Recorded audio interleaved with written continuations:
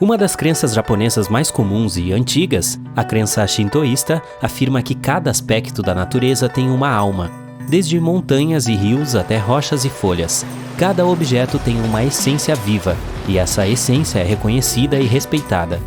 Os santuários shintoístas são lugares de culto onde as pessoas vão para prestar seus respeitos e pedir boa sorte.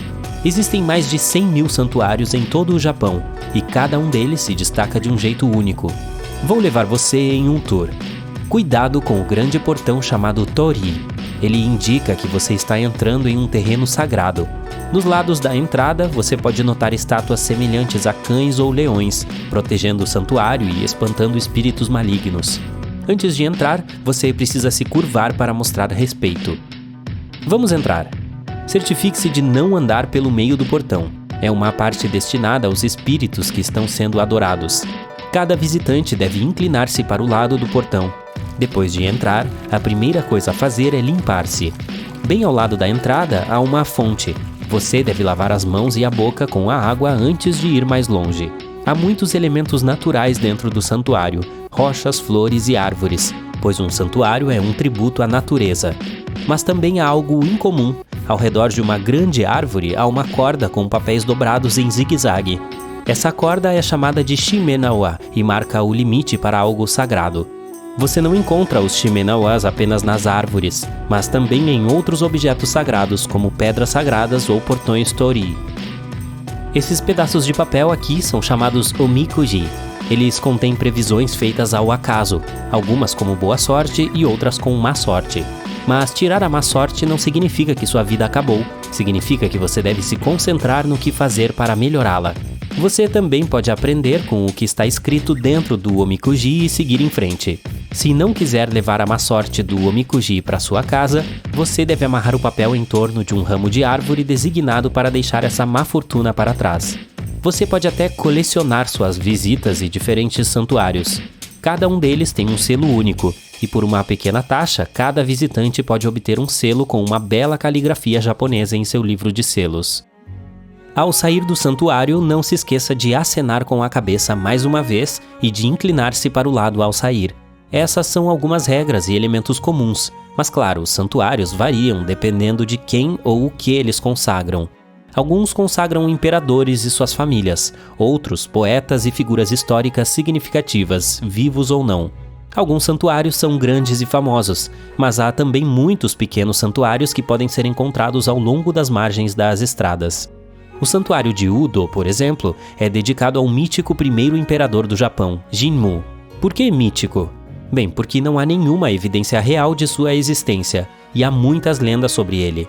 A lenda que liga o imperador Jinmu a esse santuário diz que a caverna onde o brilho está localizado o nutria. Portanto, o santuário é um bom lugar para receber a visita de recém-casados.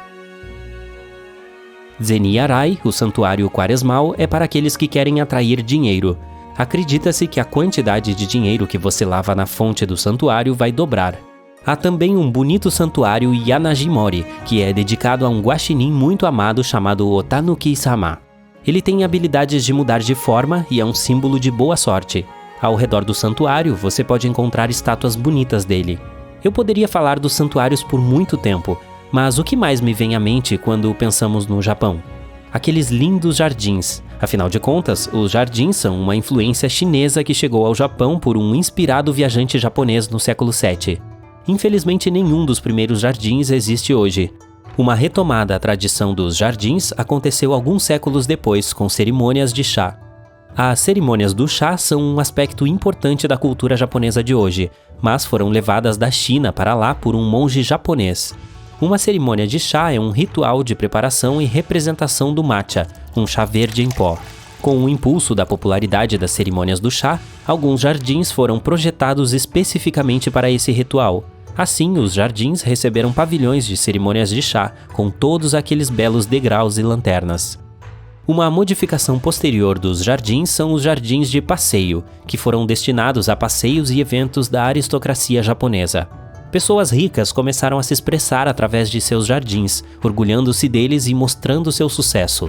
Todas essas coisas despertaram o amor e a admiração pelos jardins, por isso não é de admirar que hoje eles sejam de tão alto padrão. Os jardins japoneses ainda evitam qualquer coisa artificial e são projetados para expressar a beleza da natureza. A manutenção dos jardins é levada a sério, há várias pessoas cuidando dele e há profissões específicas para isso. Por exemplo, há os lavadores de rios, que são responsáveis por varrer as águas de todos os jardins. Se você caminhar ao longo de vários jardins japoneses, poderá ver que existem vários elementos-chave que encontramos na maioria deles: pedras, lagoas, água corrente, pontes e assim por diante.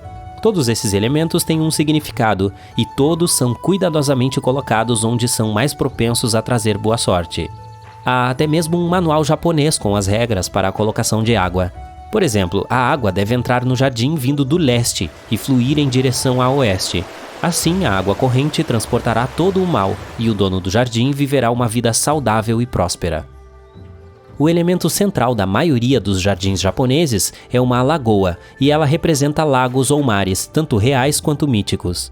Há muitas pequenas cachoeiras e cascatas, e elas devem se voltar para a lua e ser projetadas para que o reflexo da lua seja capturado na água. As pontes representam a imortalidade, sendo feitas de pedra ou madeira. Elas atravessam riachos, mas também ligam ilhas, e essa é outra característica comum desse cenário: ilhas reais. Ainda assim, as ilhas variam em tamanho e estão repletas de simbolismo. Por exemplo, muitas são projetadas para se assemelharem a tartarugas, que são símbolos de saúde e longevidade. As rochas têm desempenhado um papel importante na cultura japonesa desde os tempos antigos. Lembra que algumas pedras são adoradas em santuários? Nos jardins, as pedras simbolizam colinas e montanhas e são geralmente dispostas em composições de 2, 3, 5 ou 7 elementos. A composição de 3 rochas é mais comum e representa o céu, a terra e a humanidade. As grandes rochas são usadas para construir pontes e caminhos, as pequenas, linhas de córregos e lagoas. Há até mesmo os chamados jardins secos, que são feitos inteiramente de pedras. As maiores pedras simbolizam ilhas e montanhas, areia e cascalho simbolizam a água.